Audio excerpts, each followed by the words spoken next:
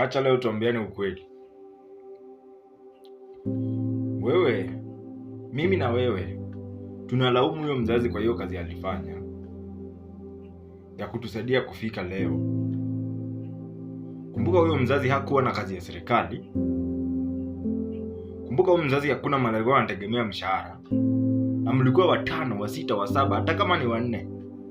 Lakini mmekuwa nyinyi wote mpaka mmekuwa wakubwa. Wewe unajua saa hii kuna mtu ana complain, kuna mtu anaenda anaacha mtoto mmoja kwa dustbin ama kwa compost mahali. Mtoto mmoja. So wewe ukianza kulaumu mzazi, wewe ukianza kulaumu huyo guardian alikurais, hakukufanyia hivi mzuri, hakukufanyia hivi mzuri, ni sawa, tunaweza kusikiza. Lakini na mlikuwa 4, 5, 6, 7 na nyote mkuu wagonjwa ni yeye alikuwa anashughulika. Shule ni yeye alikuwa anashughulika. Vile mtakula na vile mtavaa ni yeye alikuwa anashughulika. Kisha hadi umefikia hapa.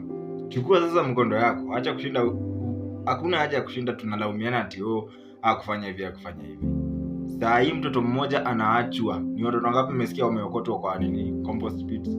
Watoto wameachwa hospitali, watoto wameachwa ni mtoto mmoja. Wewe mwenye unalaumu mzazi hakuwakuza nyinyi 5 ama 6 vizuri. Kuza huyo mmoja basi bila kucomplain. Ndio uanze kujua enyewe wazazi ni kazi mingi walifanya. Ukianza kuangalia maneno kwa hiyo ango, tutaanza kupea watu heshima.